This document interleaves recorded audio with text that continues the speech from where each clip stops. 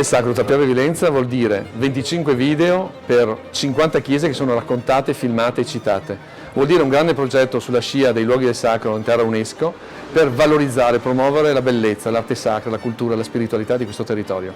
Vuol dire tesori non più e solo gelosamente custoditi nelle chiese, ma messi a disposizione di tutti con gli strumenti della modernità.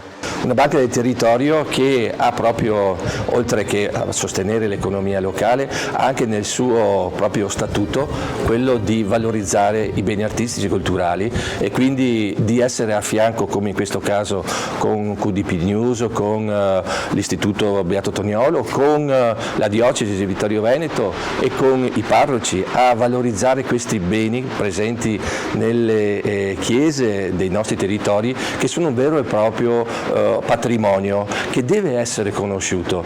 Noi abbiamo proprio questo compito, no? Sì, valorizzare l'economia, ma soprattutto anche valorizzare da dove siamo venuti. Le nostre comunità hanno dato vita a questi beni, a questi monumenti, a queste opere incredibili, ed è giusto oggi valorizzarli e farle vedere, soprattutto per i nostri giovani, ma anche per chi vuole venire a trovare i nostri luoghi e scoprire quindi queste bellezze.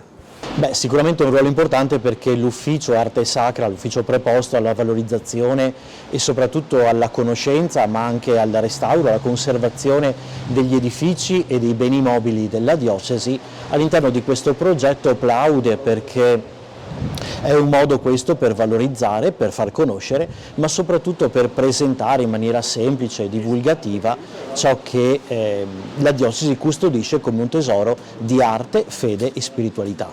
Per la diocesi di Vittorio Veneto, che ha affidato appunto all'Istituto Beato Toniolo questo compito di coordinare l'iniziativa e la proposta, è molto importante, direi essenziale, perché tutto questo patrimonio artistico e culturale che la diocesi ha deve essere fatto conoscere. Il più delle volte non è conosciuto e non si sa che esiste.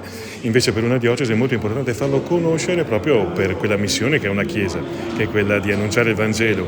E strutture come queste, esperienze artistiche e culturali come queste, sono un racconto naturale e bello e semplice del Vangelo stesso, per cui per noi è molto essenziale, molto importante.